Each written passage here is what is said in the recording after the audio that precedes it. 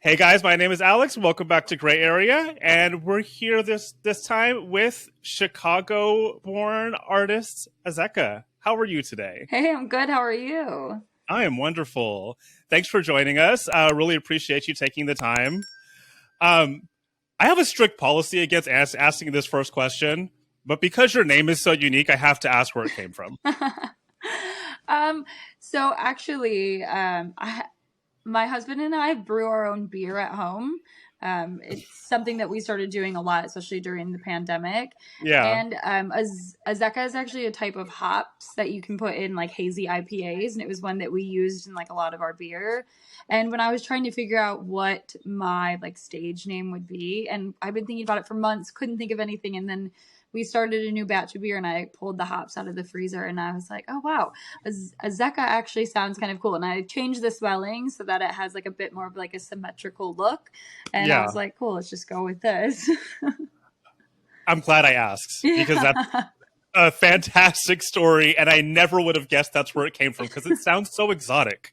I know, right? And I'm Italian and I Googled the word Azzecca and it's actually an Italian word that translates to like guess or hint, which I thought was kind of cool. So there's just so many, like, I think it was just meant to be. It's so mysterious. Yeah.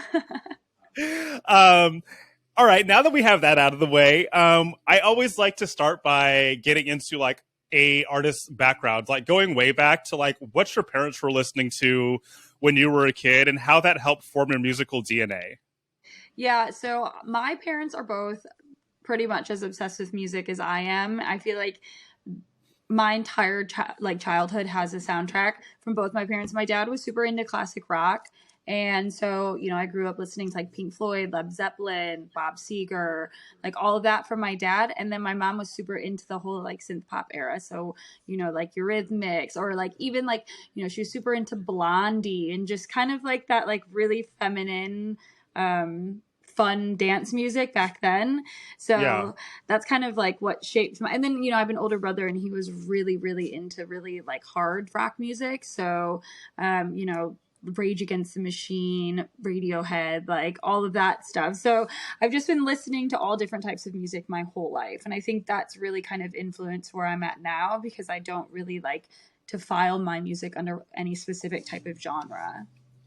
That's interesting that you say that because I find that I feel like kids that grew up, and I feel like you grew up around the same time that I did, having that kind of background where like, I always feel like I hear dads listen to classic rock and moms listen to like dancey pop music. Like I hear this story over and over again, but it kind of like breeds this idea of like anti-genreism where it's, you don't want to classify your music. And even when you DJ across a wide spectrum of music as well. Do you think that's true? Yeah, definitely. I think that my DJ set's like probably my like biggest takeaway that I want people to have when they leave my DJ set is that I don't stick to one genre. I'm like going left, right, up, down. We're doing, you know, heavy things into really light things, you know, and that's what I like to hear. And that's what I've always liked to listen to. So I want to like take people on a journey through like a bunch of different emotions and feelings in my sets. I love to hear that. So what happened when you started venturing out on your own and discovering your own musical tastes? Because I know that kind of changes things for everybody. Yeah, definitely. I think I really clung on to the sort of like electronic rock at a really young age. I got really into, you know, like from Pink Floyd to Radiohead to even Nine Inch Nails, like everything that had that sort of dark electronic rock like feeling. Was where I really like started getting into electronic music. And then from there, you know, I went through like so many different phases. I went through my dubstep phase. I went through my big room EDM phase. And then like, I feel like as my journey like progressed through electronic music, my like tastes became a bit more refined. Yeah. And that's where I'd like really obviously landed on house music. Moving to Chicago was a big part of that. And then I started digging into like the history of house music and like where it started here in Chicago, but also the roots of it in the UK, going down to like the blog era, like blog house era days, you know, just like I found that house music is what really stuck with me. And then from there I moved into techno And now I'm at this like sweet spot between house and techno where there's just like a never ending amount of music for me to listen to.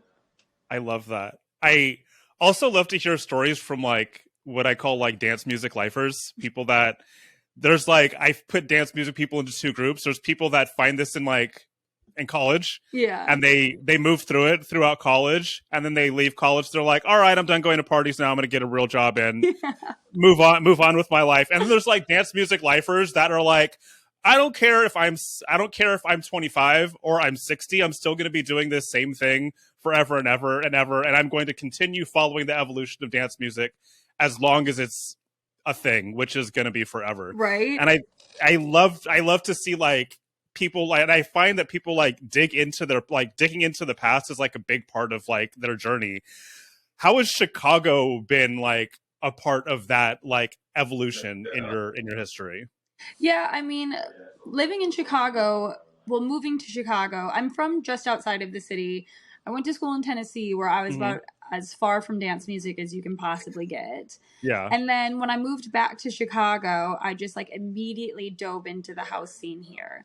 And, you know, my entire life just started revolving around dance music and Chicago, and like learning all about the roots of house music in Chicago, and going to see Derek Carter at Queen as much as I possibly could, and just, you know, really learning about the history of, you know, the music and the culture that it defined, and, you know, the people, and living here and being able to totally submerge myself in all of that has been like, it's been amazing. I'm so happy that I live here, and it's really shaped like who I am as an artist in a lot of ways.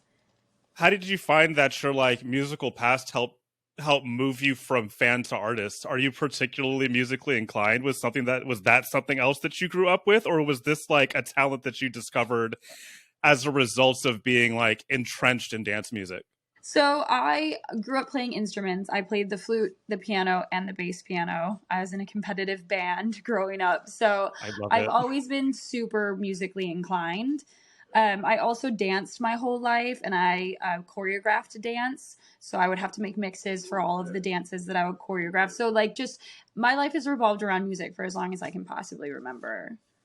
Did you ever foresee, I mean, I know you worked in like design, interior design. Yeah. Did you ever foresee yourself moving into music given the fact that you've been like a musician for your whole life, or was it always just something that you did on the side? Yeah, it was always just something I did as a hobby, completely for fun. I was always, you know, my friends always joke around that I was always like the USB DJ everywhere we went, or the not USB, the like dongle, or like the iPhone Yeah. DJ. Like everywhere we'd go, I'd be the one that like, I have to play the music. Everyone has to listen to me. But it just wasn't ever something that I thought I would do. I come from, you know, an Italian family of very like, you go to school, you get a corporate job, you do this, and this is like the path you follow in life. And I've always been sort of the black sheep in my family, and that didn't feel right for me. So Yeah. I went down all these different creative avenues. Still never thought I would end up doing music, but once I started it, I was like, this is it. This works for me. I'm like, I love every second of this. So just went for it. I love to hear that. Especially for the fact that it seems like this is kind of a predetermined thing for your whole life because you've been doing this forever, but also for the fact that you've continued to pursue creative avenues of expression for such a long time that this is kind of like a natural progression for you. Yeah, it definitely feels like it. I mean, as soon as I started, you know, playing music, making music, it all just seemed to come to me like really easily, which, you know, I don't want that to sound like, you know, I'm up my own ass or something, but it just felt right. And I grasped onto everything really quickly. And yeah, it's been great. Well, I think it's okay to toot your own horn a little bit, because one, you've been like training for this for a long time, but two, natural talent is something you should be proud of. You know what I'm saying? Yeah. Like, no, you should never feel like encumbered to say that, hey, I discovered this and I've been doing this for a really long time, but when I started like doing the thing, it came easily to me. That's awesome. I mean, clearly it came easy to you. Like like had some explosive growth in the last year, and I want to talk about like two things that like have happened as a result of that. The first one being Dirty Disco, Mm-hmm. which is just a really fantastic event concept.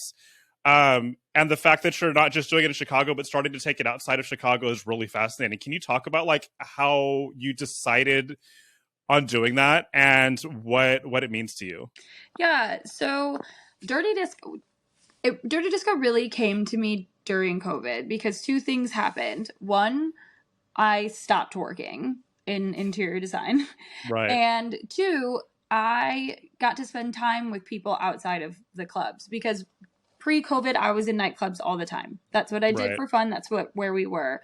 And because everything came to a screeching halt, it gave me time to reassess what I wanted to do for a living and also to talk to people just about life. And one thing Yeah. I learned was that a lot of the women that I'm friends with or acquaintances with stopped going to nightclubs because they felt uncomfortable at them.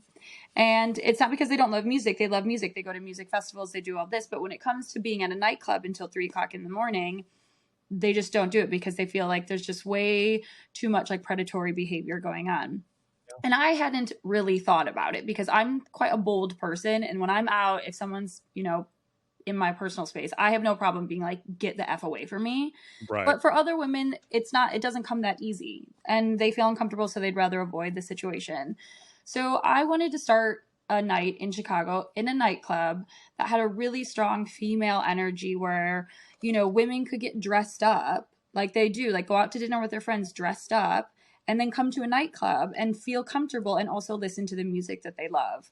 So I started Dirty Disco in an effort to just create a more female friendly night. And, not just female friendly, just more inclusive, a night where everyone can come and know like no one's going to put up with BS. There's not going to be a bunch of creepy guys here because they know, not to bother coming because we're all on the Right. lookout for it. And so, yeah, I started Dirty Disco, and it also gives me an opportunity to design spaces. So every party we throw, I design myself. I'm in there like hanging flowers, hanging disco balls the day before the party. So it's an opportunity for me to like bring all of these things that I love together and to also like build a community in Chicago that all, revolves around music. So that's where I started with Dirty Disco. There's like so many things that are fascinating about this. Not just the fact that you get to like express two sides of yourself. You get to express your musical side and your like other artistic inclinations, but also that you're creating an inclusive space.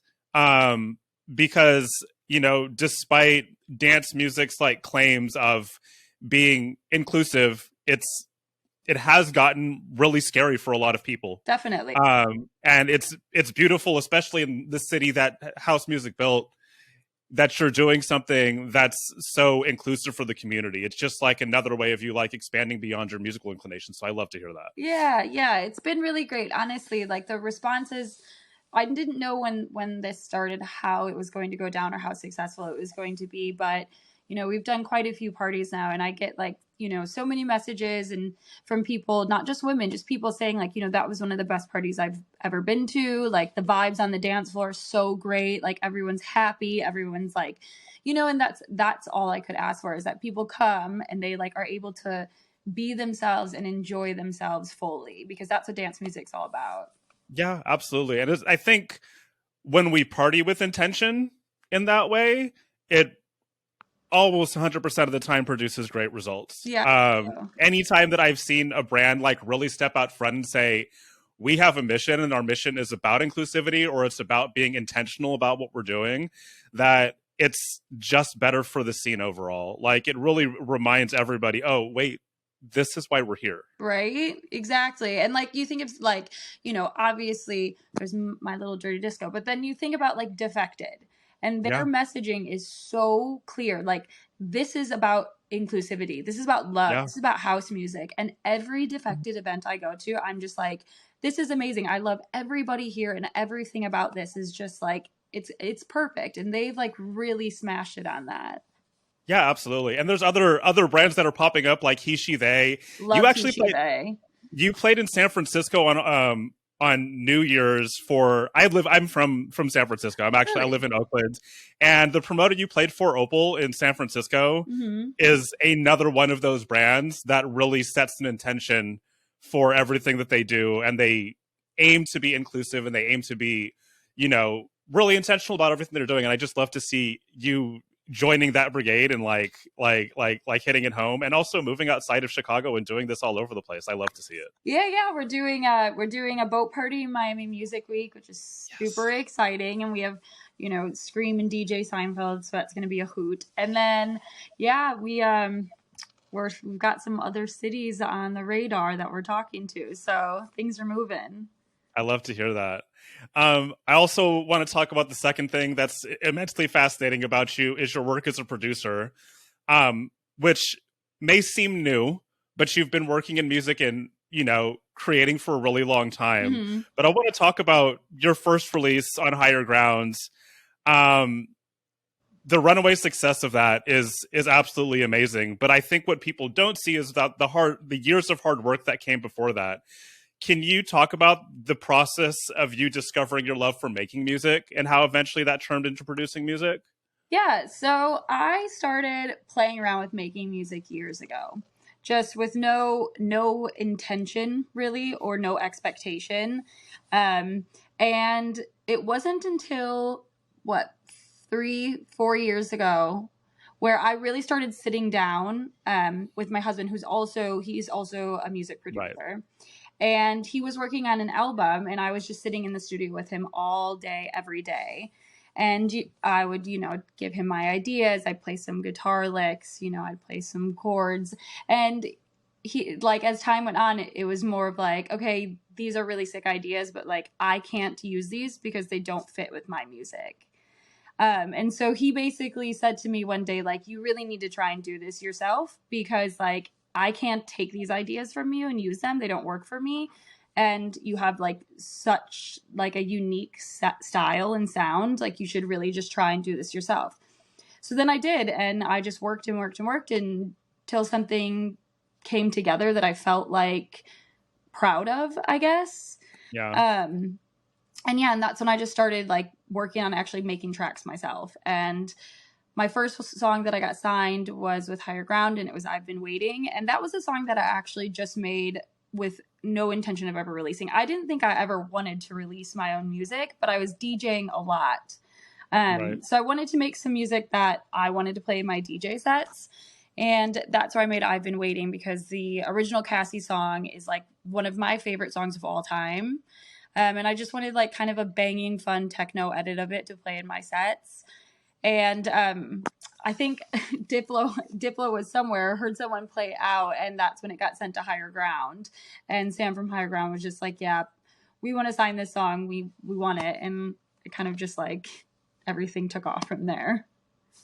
That's such a great story. I love Yeah. to hear that. I love to see, like, especially given the idea that you made this kind of without the thought of ever releasing it. I Like, it didn't was think for I was you. ever going to be doing this as a career. Like, I did not think I was going to be releasing my music. I was, I didn't expect any of this to happen. So the fact that it is, and that people are like actually like my music is resonating with people, is like really crazy to me. And I like sometimes feel like I have to take a couple of steps back and like think about what really is going on. Well, I know your husband's part of Gorgon City. Mm-hmm. So you kind of have like not a comparison, but like a different aspect to look at this from. So when you compare like him, who's always been doing music and entered music with the intention of releasing music, and you look at yourself and you kind of like fell into this without the intention, but you always really loved it. Mm-hmm. Do you feel more grateful for what you've accomplished, given the fact that this just kind of like, it didn't fall into your lap? You did a lot of hard work, but you discovered this in such a unique way. Yeah, I feel like I'm in a unique situation where I've been, well, first of all, if it wasn't for COVID and I wasn't like forced to sit in our little home studio and like learn the ins and outs of music production all day, every day for years, like Yeah. I don't think that this all would have come to be at all. I also have like the best teacher and mentor like in the world. My husband is like a very, very prolific sound engineer and producer, and there's like nothing he doesn't know about music production. So I have a Right. great teacher. And so I'm really, really grateful. And I understand that I'm like in a unique situation where I was able to like learn this in a way that so many people can't. Yeah. So yeah, I do feel like extremely grateful that now I get to pursue this passion that I have as a career, and yeah, do something I love, which is rare in life, to do something that you love so much. I love it. I always like to wrap things up by asking the next question before the speed round, and that is, what excites you about the future of dance music? Honestly, what excites me so much right now is that I feel like not only is dance music moving so much into the mainstream, like there are more people now listening to dance music than I think ever before. And also the people that have been listening to dance music forever are now starting to dig deeper into the history of it and to discover some sounds that they, you know, haven't heard of before. Because now that dance music is everywhere, it's like, yeah, I'm kind of over like the pop house that I'm hearing on the radio all the time and stuff. So now I want to dig into like, what is this like UK funky sound, or like what is, garage or garage, like, and people are like really open to discovering new sounds, which gives people who are making music more creative freedom. Like you're not like, you don't have to pigeonhole yourself as like, I'm going to make tech house or I'm going to make techno. It's like, I want to experiment with like breakbeat. I want to experiment with like drum and bass or whatever. And there's now like a whole new pool of people that are interested in those sounds and discovering them. So I think that's super exciting. 100%. It's definitely made DJ sets more interesting. Recently, I DJ and produce myself too, and like just being able to like kind of drop whatever you want on a dance floor and see people be like 5 to 7 years ago, you had to stay in a lane. Right. Because if you diverged outside of the lane, people would get confused and put off, and they'd be like, I don't know what's happening right now, I gotta go. Yeah. But now there's so many people that are just kind of doing whatever they want, like and going for it. I love to see that. And I think fans are like super down to be taken aback. Like I love when I'm at a rave and someone just like, whoever I'm seeing just like drops in like a random Whitney Houston song, or like, just something like completely unexpected, and the whole crowd just loses their shit because everyone is like, yes, this is new, this is exciting, this is like surprising me. And it's so funny because in the early days of like the rave movement, this is what DJing and production was. It was like nobody knew what the hell they were doing, so there were no rules. They were just like, I'm just going to try this thing and see if it works, and then I'm going to try something that's completely the opposite of it next week and see if that works too. And it's kind of like we've come full circle. It only took 40 years. Right? And it's super exciting. Like going out and hearing other DJs DJ sets, I love so much because like you said, people are like taking more risks, and then like I'll leave like a random DJ set and be like, wow, did he really fucking play that? That was so sick. Like, it's really, it makes it more fun. Everything's just, it's more exciting. Yes, beautifully said. So we're gonna hop into the speed round now. Are you ready? Ready. It's not super fast because they're all random questions, so you may have to think about them, but they're all super random, so it's gonna be fun. Okay, cool. So first question was, what was your first thought this morning? I'm hungover. I was hungover this morning. Yes, that's not the first time I've heard that answer.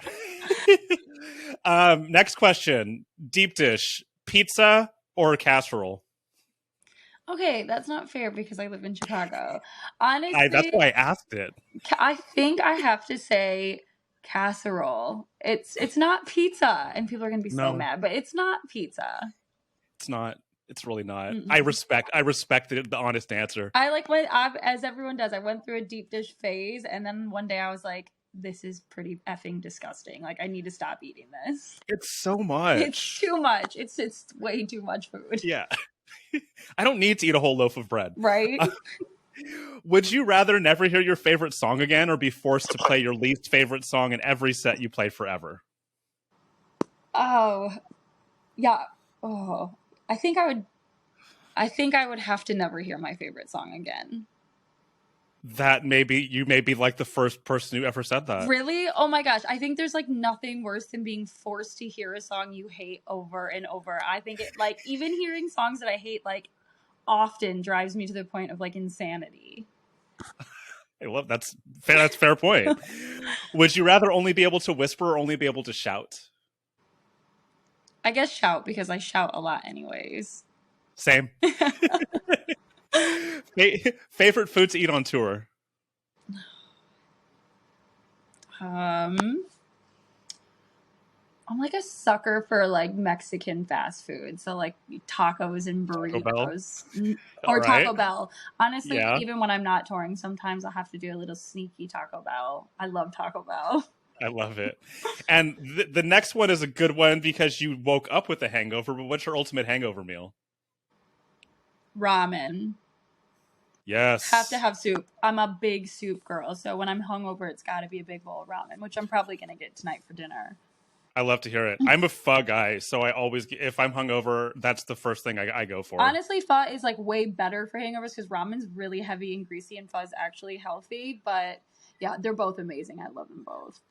Oh, I'm not going to doubt the power of ramen either. If I looked at your recently played tunes on Spotify, what would you want to hide? Oh, I don't know. Probably just the fact that I listened to Marabou State's Kingdoms in Color album like at least twice a week front to back. I've listened to it way too much. It's probably a really good album. It's just like it's my favorite. If I'm sad, I listen to it. If I'm happy, I listen to it. If I'm doing stuff around the house, I listen to it. I listen to it so much that I think my husband has put earplugs in sometimes. It's okay. I listen to Fiona Apple's title album at least twice a month, and it's only a little bit embarrassing that she's like one of my top played artists on Spotify. Also, I listen to Call Me by Blondie like a lot, like way too much. It's a fantastic song. It's a fantastic song. What sound or noise do you love? Oh, the sound of my cats purring is my favorite thing in the world. That is so sweet. I love my cat so much. I'm obsessed with them. What's the strangest place you've ever fallen asleep? God, probably like